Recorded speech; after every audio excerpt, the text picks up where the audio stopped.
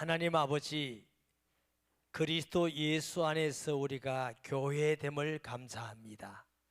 주 예수께서 교회의 머리됨을 감사드립니다. 마음 다하여 경배해 드리기를 원합니다. 주님, 성령으로 임하셔서 우리의 마음을 깨끗하고 복된 마음이 되게 하시며 종을 지켜주셔서 하나님 말씀을 그대로 수종들어 정극케 하여 주옵소서. 우리를 만드시며 구원하신 하나님 아버지, 영광과 존귀를 돌립니다. 예수님의 이름으로 기도합니다. 아멘. 예수님 믿는 사람들이 예수님께 신앙 고백하는 가장 정확한 신앙 고백은 베드로가 제일 먼저 합니다. 주는 그리스도시요 살아계시는 하나님의 아들이시니이다. 두 가지 고백이죠. 주가 그리스도 되심, 또 하나는 주가 하나님의 아들이십니다. 예수님 부활하시고 제자들만 있을 때에 문을 여시고 들어오셨는데 그때 도마라는 제자가 없어요. 그래서 그 제자들이 도마를 보고 예수님이 부활하셔서 오셨다 하니까 도마가 안 믿습니다. 아유, 말도 안 되는 소리 하지 마세요, 형님. 어떻게 죽은 사람이 살아납니까? 나는 우리 선생님 예수님의 손에 못자국을 만져보고 허리에 장자국을 만져보면 내가 믿겠습니다. 예수님이 도마가 있을 때에 다시 오셨습니다. 도마를 바라보시면서 손을 내밀라 해서 그 손을 가지고 예수님의 손에 못자국을 만져보게 하셨고 허리에 장자국을 만져보게 하셨습니다. 도마가 무릎을 꿇고 고백하기를 나의 주 나의 하나님입니다. 예수님이 너는 보고 믿느냐? 보지 않고 믿는 자가 복되도다. 이렇게 이제 말씀을 하셨는데, 베드로의 신앙 고백은 주는 그리스도시요 살아계신 하나님의 아들이십니다. 이렇게 고백했고, 도마는 나의 주라 말은 그리스도입니다. 그리고 나의 주 나의 하나님입니다. 이렇게 고백했어요. 하나님의 아들입니다 하는 고백과 하나님이라는 고백은 똑같은 고백입니다. 왜 그게 똑같은 고백이냐 하면은 우리가 믿는 여호와 하나님을 우리가 삼위일체 하나님이라 합니다. 성부 하나님, 성자 하나님, 성령 하나님은 한 분이신 하나님이셔요. 이 땅에 우리를 구원하기 위해서 오신 하나님은 아들 하나님이십니다. 그래서 예수님을 하나님의 아들입니다 하고 고백하기도 하고 하나님입니다 이렇게 고백하기도 합니다. 첫째, 예수님을 전능하신 천지를 만드신 영이신 하나님이 이 땅에 사람의 눈에 보이도록 오신 하나님인 줄 믿으시기 바랍니다. 그게 우리의 진정한 신앙입니다. 제가 전도하다가 예수님이 하나님인 줄 안 믿어진다 하는 사람에게 제가 강하게 말했어요. 당신은 그리스도인이 아닙니다. 예수님이 하나님이라는 증거를 하고 다시 예수를 구주로 영접했더니 구원받고 기도응답을 받는다 그랬습니다.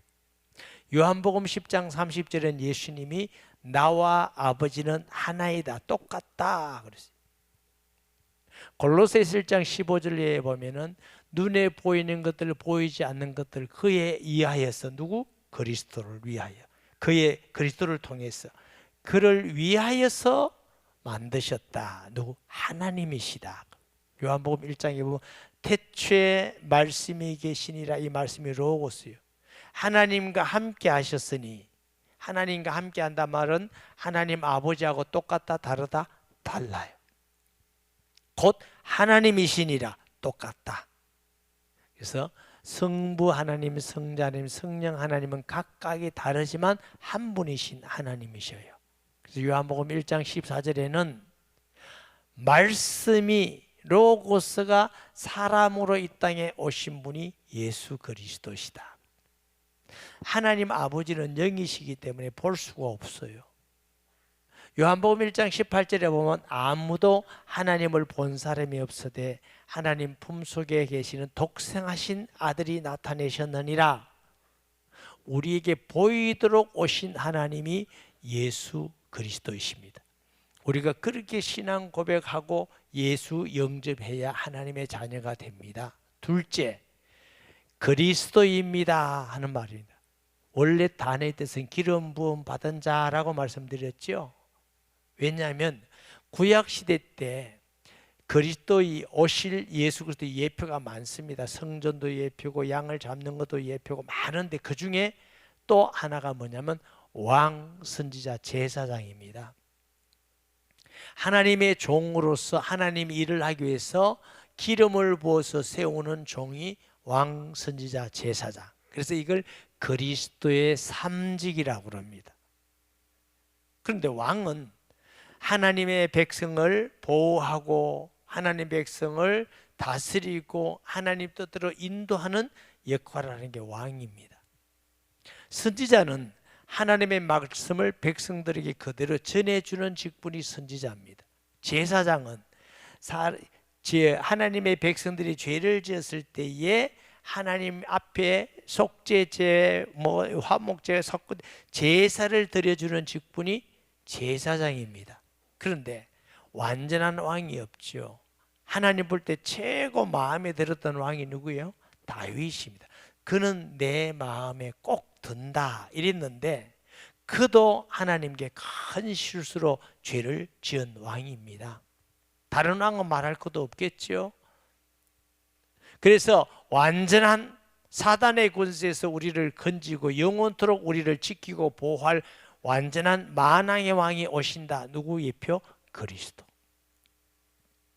하나님의 말씀을 우리에게 주는 선지자로 오시는 분이다. 신명기 18장 15절에 보면 모세가 예언합니다. 나와 같은 선지자를 보낼 것입니다. 물고기 2마리 보리떡 5개로 5,000명 모이고 10과 강줄이 남았을 때 사람들이 그 표적을 보고 고백을 할 때 이가 그 선지자가 아니냐, 그 말은 바로 오시겠다는 그 선지자 그리스도가 아니냐 이런 뜻입니다. 예수님은 요한복음에 말씀으로 우리 이 땅에 오신 선지자이십니다. 할렐루야. 구약의 제사장은 죄를 지을 사람이 양을 가져서 죄를 지을 때마다 잡아. 제사장도 완전하지 않기 때문에 또 다른 제사장이 세워지고 제물도 또 다시 가져와야 돼. 완전한 제사장이 아닙니다. 영원하고 완전한 제사장이 올 것입니다. 그리스도. 히브리서 7장에 보면 멜기세덱을 반차를 쫓은 영원한 제사장으로 그리스도께서 오셨다. 그래서 예수 그리스도를 예수님을 그리스도라, 기름 부음 받은 자 이렇게 말씀하십니다. 그가 이 땅에 오셔서 십자가에 죽으심으로 선지자로 하나님 만나는 길이 열린 것입니다. 구약의 성전에 가면 성소가 있고 지성소가 있고 그 중간에는 가죽으로 이렇게 성소 가려져 있어요. 십자가에 어떻게 성소가 찢어졌다 말은 하나님 만나는 길이 열렸다 그 말이에요. 그래서 지금은 이제 우리가 성소에 대제사장이 1년에 한 번씩 들어가듯이 들어가는 것이 아니라 예수를 구주로 영접함으로 하나님을 만나게 되는 줄 믿습니다. 저도 전도하고 예수님을 구주로 영접하는 모든 사람이 구원받는 거 많이 봤고 변화되고, 대부분 사람들은 하나님의 성령이 우리에게 들어오시면 보이지 않아요. 느낄 수가 없어요. 그런데 느끼고 보이는 사람이 있습니다. 영적으로 굉장히 귀신 들려 어려운 사람은 예수 영접하면 귀신이 떠나가 버립니다. 그리고 영적 문제가 있는 사람은 영접하면 해결되겠고. 왜 그러느냐? 예수님이 만왕의 왕으로서 이 땅에 오셔서 그렇습니다. 할렐루야. 십자가에서 하나님 만난 길이 되시고 마귀 머리를 깨뜨리시고 승리하셔서 마귀에서 우리를 건져내실 하나님이 되신 줄 믿습니다. 히브리서 2장 14절에 보면 우리가 혈과 육을 가진 우리를 구원하기 위해서 예수님이 혈과 육으로 오셨고 십자가에서 피 흘려 죽으심으로 마귀를 멸하셨다. 그래서 예수님을 통해서 귀신이 떠나가고 마귀가 떠나가고 권세를 줘서 이제는 살아가면서 예수 이름으로 기도하고 복음 전하면 사탄의 권세를 무너뜨리는 권세가 우리에게 있게 된 줄 믿습니다. 또 세상 죄를 지우고 하는 하나님의 어린 양이로다 하신 같이 인류의 모든 죄를 짊어지고 십자가에서의 죽으심으로 우리 죄를 속죄했어요. 그런데 우리를 위해서 속죄할 수 있는 분은 죄가 없어야 되는데 모든 사람은 다 죄인이에요. 창세기 5장에 보면 하나님이 아담을 만드실 때 하나님의 형상으로 죄 없도록 하나님을 닮도록 만들었는데 아담이 하나님을 반역하고 배반하고 선악과를 따먹고 약속을 어김으로 하나님의 영이 떠나버렸어요. 영적으로 죽은 사람이 되었어요. 육신은 살아있는데 영적으로는 죽어 있는데 그 다음에 아담이 결혼해서 아이를 낳았더니 누구? 아담과 같은 형상을 낳았다 이랬어요. 그 말은 모든 아담의 우선은 다 원죄 아래, 태어나자마자 원죄 아래 있고 원죄 아래 있으니까 자꾸만 자범죄를 지을 수밖에 없는 사람이 되는 것입니다. 아무리 죄를 안 지려고 노력하고 또 해도 또 실수하고 좀 되다가 또 실수하고 그러잖아요. 왜? 사단의 권세 아래 있는 부패된 사람이기 때문에. 그래서 죄 없는 자로 이 땅에 와야 되니까 처녀의 몸에서 여자의 후손 하나님의 성령으로 동정녀에게 이 땅에 오신 분이 예수 그리스도입니다. 그의 죽으심을 통해서 인류의 모든 죄를 다 도말하셔서 다 이루었다. 그 말은 하나님 만나는 길도 열어놓으시고 사단의 머리도 깨뜨려 놓으시고 우리의 죄도 다 도말하시고 예수님이 죄 없으시다는 증거가 부활입니다. 죄인은 부활이 안 됩니다. 예수님이 사탄을 이겼다는 증거가 부활입니다. 사망을 이겼다는 증거가 부활이고 죄를 이겼다는 증거가 부활이고 지금 살아 계신다는 증거가 예수 그리스도의 부활입니다. 예수님 부활하셔서 40일 동안 제자에게 날마다 하나님 나라의 말씀을 전하시다가 승천하셨어요. 그리고 약속하셨습니다. 성령을 보내겠다. 요한복음 14장에 보면 예수님이 이렇게 말씀합니다. 내가 간다 이러니까 제자들이 근심해요. 걱정이 돼요. 염려돼요. 너희는 마음에 근심하지 말라. 왜? 잠깐 근심하지만 오히려 기뻐하리라 말은 다시 성령으로 올 거다.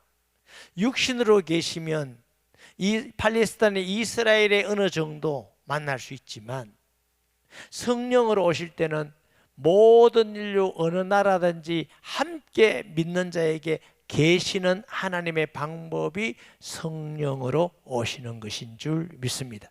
그렇기 때문에 예수 믿는 우리에게는 대한민국의 성도도 성령으로, 아프리카 성도도 성령으로, 미국 성도도 성령으로 똑같은 예수 그리스도가 함께하는 주님의 놀라운 지혜요 축복의 방법입니다. 그리고 예수님께서 성령으로 보낸다는 게 뭐냐? 이 땅에 그리스도의 몸된 교회를 만드시고 세워놓은 것입니다.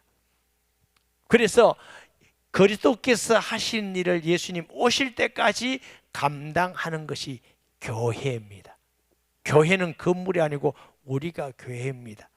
교회의 가장 큰 사명은 뭐예요?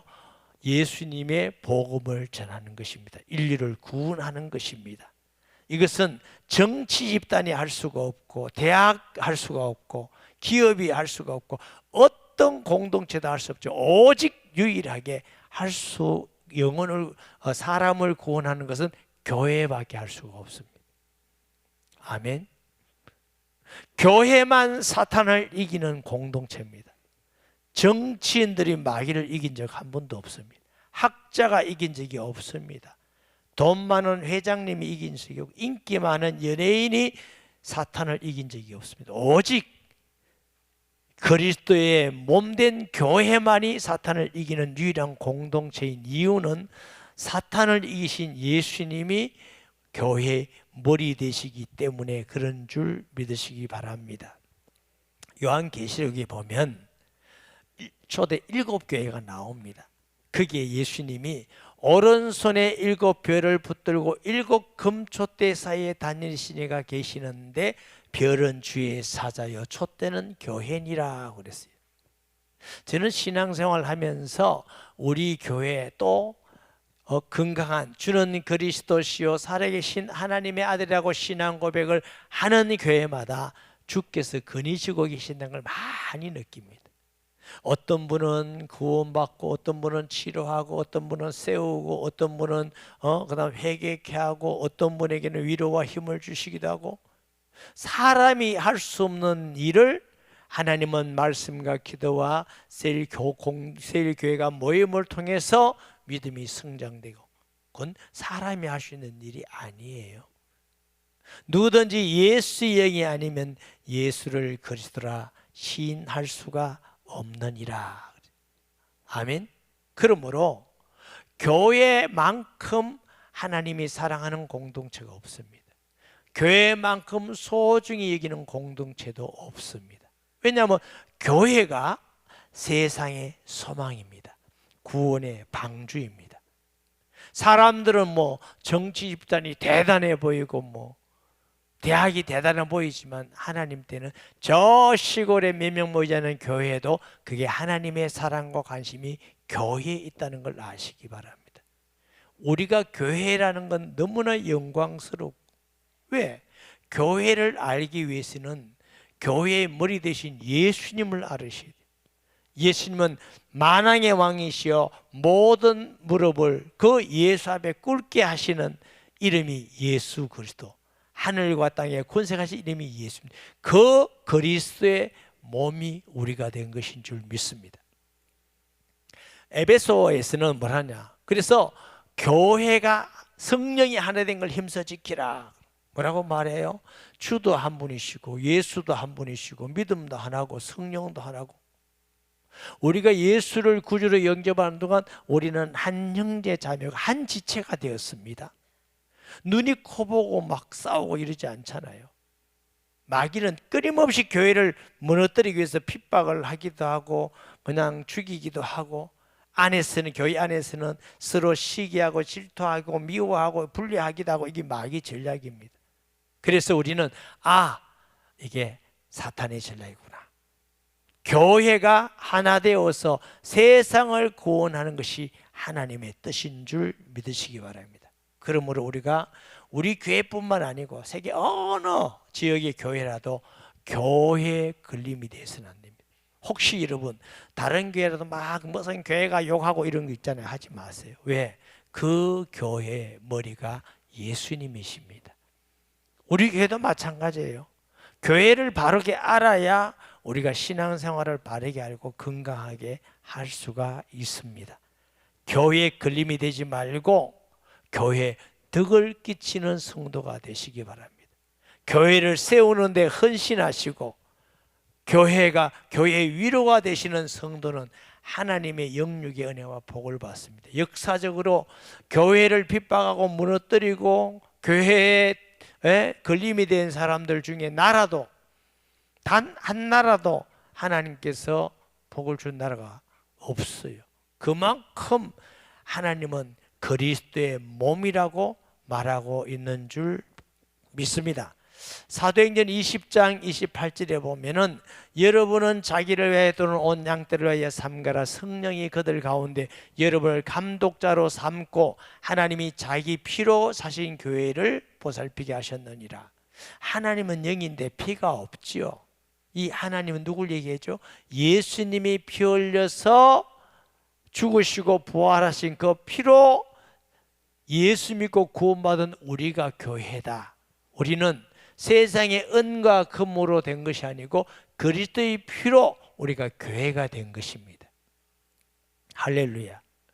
저는 이 사실을 교회를 알고 깨닫고부터 정말 성도 한 사람 한 사람이 너무너무 소중하고 너무너무 하나님이 사는 사랑스럽고 또 우리 교회뿐만 아니고 어느 교회 목사님, 성도님들이 참 하나님이 사랑하는 자구나, 기뻐하는 자구나, 소중하구나 이런 생각을 가지니까 신앙은 이런 거구나, 교회 생활은 이런 거구나 제가 알게 되더라고요.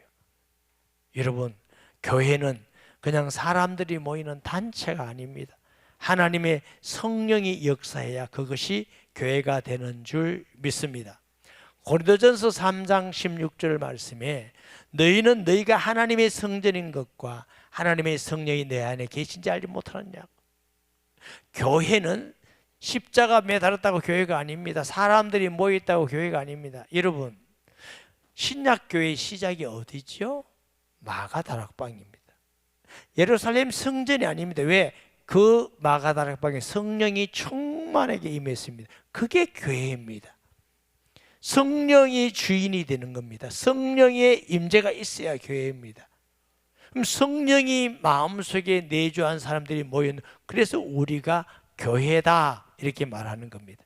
에베소서 1장 22절 말씀에 보면 또 만물을 그의 발 아래 복종하게 하시고 그를 만물 위에 교회의 머리로 삼으셨느니라.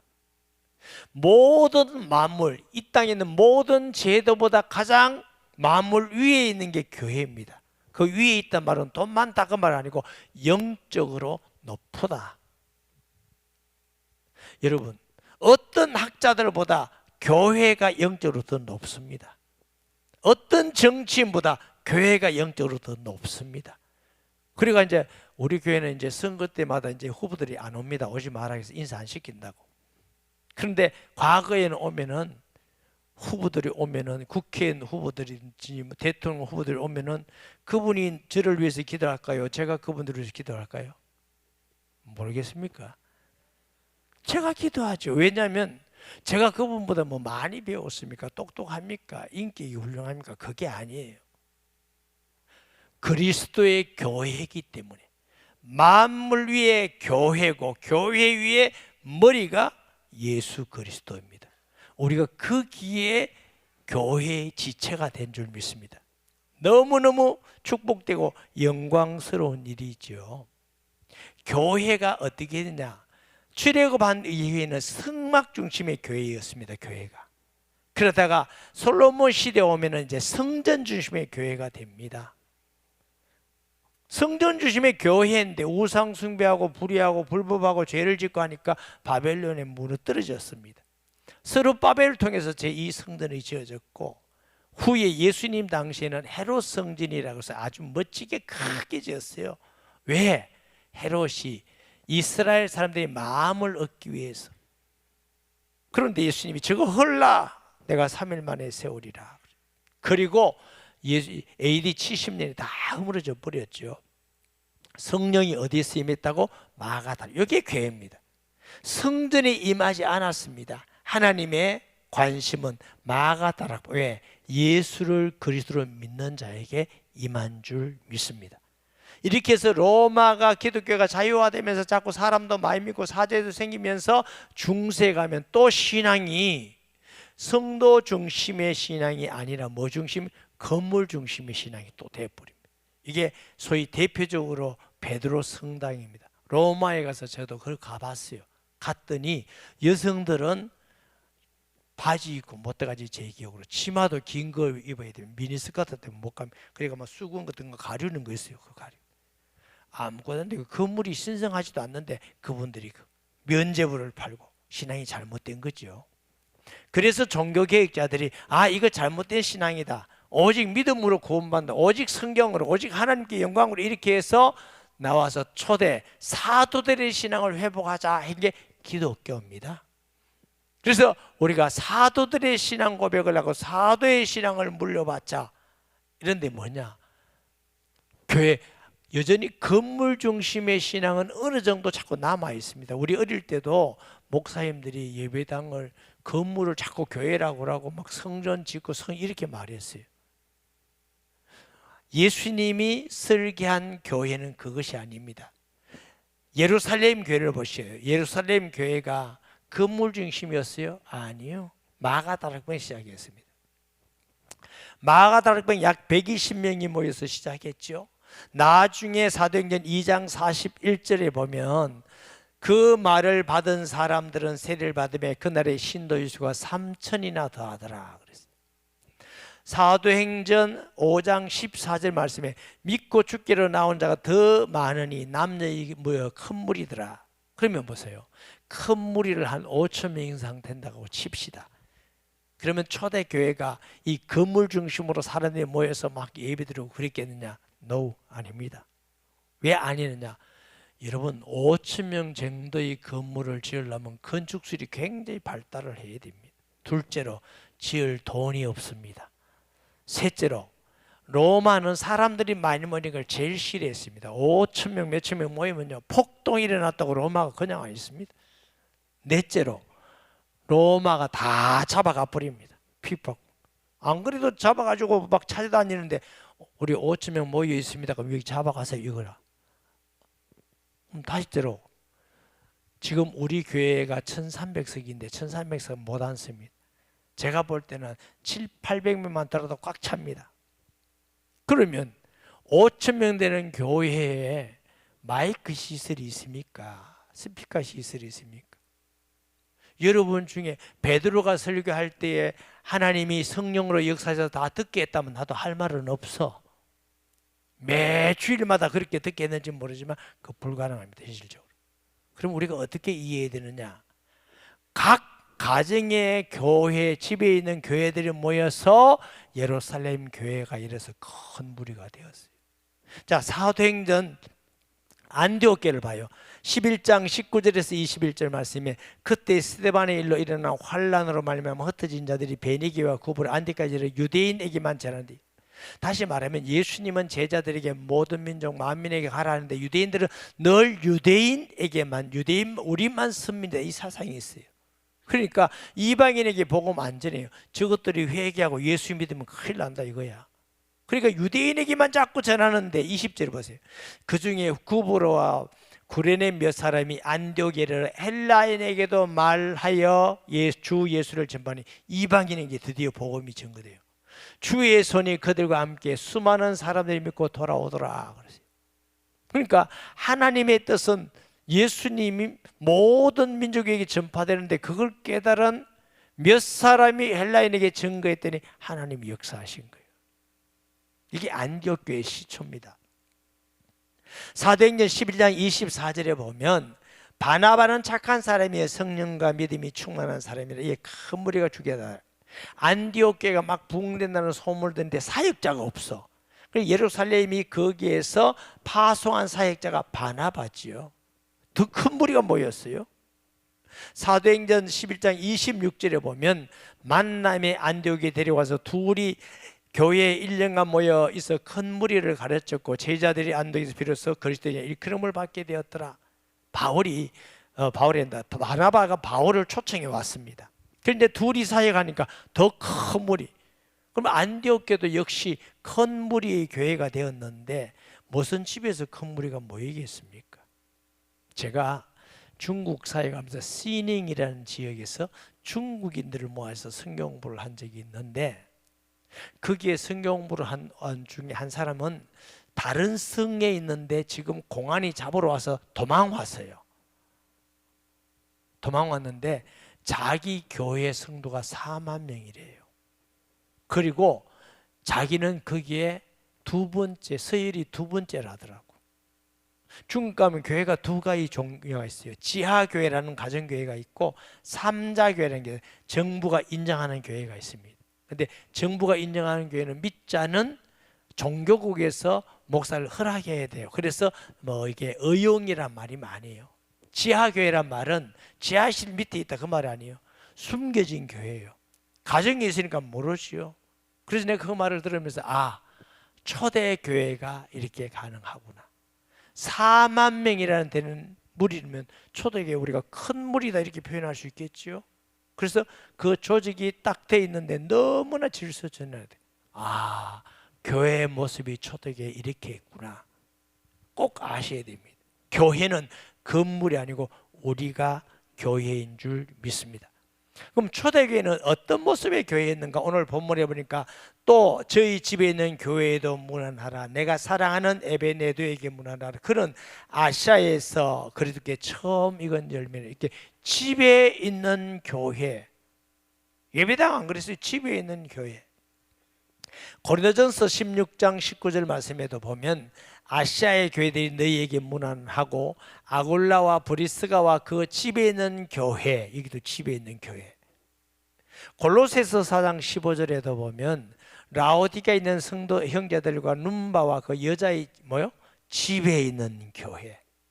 빌레몬 2절에 보면 자매 아비아와 우리와 함께 병사된 아키포와 내 집에 있는 교회에게 편지하노니. 그런데 분명히 교회는 집에 있는 교회인데 3,000명 큰 무리가 모였다는 말은 집에 있는 교회가 여러 개 모여서 하나의 교회를 이루는 형태가 교회의 모습이었다. 아멘. 그래서 우리가 교회의 모습이 셀교회, 셀교회, 셀교회. 제가 옛날부터 우리가 세일 예배를 드리는데 많은 세일들이 오늘은 김집사 되고 내일은 박집사 되게 모레는 강고사 되게 이렇게 돌아간다. 주일마다 할 수 없이 여러 가지 사정 때문에 돌아갈 수 있지만 좋은 건 한 집을 정해놓고 계속 예배를 드려라. 마태복음 10장에 보면은 예수님이 2사람씩 제자를 짝져 보내면서 합당한 집을 찾아내어 떠나기까지 그 집에 유하라 이렇게 되어 있어요. 그래서 그 설교들을 이렇게 셀 목자이기도 했더니 우리 교회 세 가정이 교회 간판을 붙이렵니다. 그래서 저기 유림에 하나 붙였고 여기 대방에 하나 붙였고 운함에 하나 붙였어요. 무슨 셀 온누리교회 무슨 셀이었어요. 온누리교회 빼려니까 요즘 하도 이단들이 많으니까 사람들이 또 이상한 이단 하나 생겼구나 이럴까 싶어서 온누리교회라고 이렇게 붙여놓은 겁니다. 그래서 제가 가서 예배 드리고 현판식들을 했어요. 그러면서 교회는 뭐가 교회냐? 성도가 언제나 오도록 문을 다 열어놔야 된다. 누구든지 무슨 시든지 다 들어와야 된다. 그리고 와서 마음껏 기도하고 또 아픔과 어려움과 상처받은 걸 나누기도 하고 서로 돕고 사랑하고 서로 위로가 되기도 하고 거기서 전도가 되고 제자가 되기도 하고. 그러면 거기서 안 사느냐? 산다. 그 집에서 살고 그 집에서 먹고 자고 다 하지만 그러나 누구든지 와서 기도할 수 있고 교제 나눌 수 있고 은혜 받을 수 있고 전도할 수 있고 양육할 수 있는 교회의 기능을 하는 것이 세일교회다. 왜? 초대교회 집에 있는 교회 이렇게 했어요. 그래서 여러분에게 교회의 모습이 이렇게 세일교회들이 모여서 하나의 온누리교회를 이루는 것입니다. 초대교회가 여러 가정에 있는 교회들이 모여서 예루살렘 교회를 이루고 안디옥 교회를 이루고 고린도 교회를 이루고 에베소 교회를 이루고 이것이 예수님이 세우신 교회의 모습이다. 왜 이렇게 해야 될 것인가? 제가 고민을 많이 했어요. 무슨 고민? 이걸 예배 하루에 다 하려니까 아무리 생각해도 할 수가 없어. 그래서 2탄은 다음 주. 왜? 아무리 생각해도 이 한꺼번에 성도들에게 다 전할 수가 없어. 그래서 왜 하나님께서 교회를 이런 모습으로 세워졌는가? 이래야만 전도가 되고 제자가 되고 사랑하게 되고 섬기게 되고 그리스도의 증인이 되어지고 어떤 환난에도 이겨나가고 어떤 곳에서든 전도의 문을 열어나가고 하는 오묘한 예수님의 비밀과 계획이 있습니다. 그래서 교회가 어떻다?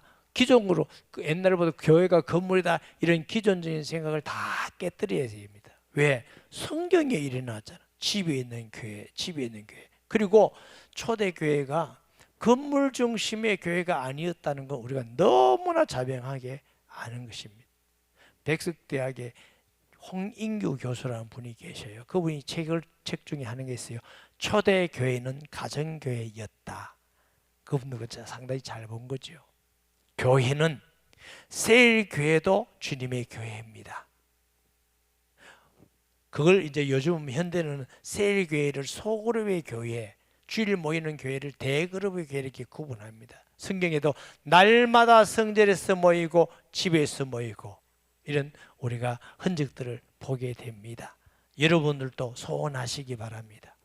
교회가 그리스도의 몸이고 이 세상에서 유일하게 구원하는 공동체요, 사탄을 이기는 공동체요, 함께 기도하는 공동체요, 성도가 위로받고 힘을 얻는 공동체요, 하나 되는 공동체요, 또 거기서 예수 그리스도의 제자로 증인되는 교회가 공동체이기 때문에 가장 사랑하고 소중히 여기고, 서로 우리가 다 부족하기 때문에 용납하고 하나 되어서 주님 올 때까지 끝까지 승리하는 성도 되기를 예수님의 이름으로 축복합니다.